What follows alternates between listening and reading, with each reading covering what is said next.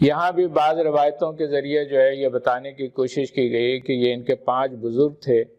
جو ان کے مرنے کے بعد جو ہے وہ اس پہ غمزدہ رہتے تھے، تو شیطان نے ان کی تصویر کشی کروائی، حالانکہ یہ بھی ایک فرضی قصہ ہے۔ سورہ نوح میں جو ان کے 5 بتوں کا ذکر آیا ہے، ود، سوا، یعوث، یعوق اور نصر، تو ود جو ہے وہ تو انسانی مرد کا مجسمہ تھا، جبکہ سوا جو ہے وہ ایک عورت کا مجسمہ تھا۔ تو ود اور سوا تو چلیں 2 انسانی ہیں، مجسمے ہیں، جس میں کہہ سکتے ہیں کہ ان کے جو ہیں وہ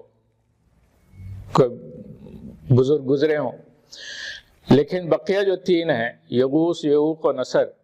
یہ تو ایک شیر اور ایک گھوڑا اور ایک پرندے کی تصویر تھی۔ تو یہ کون سے بزرگ آ گئے جن کی تصویر جو ہے وہ گھوڑے اور شیر کی؟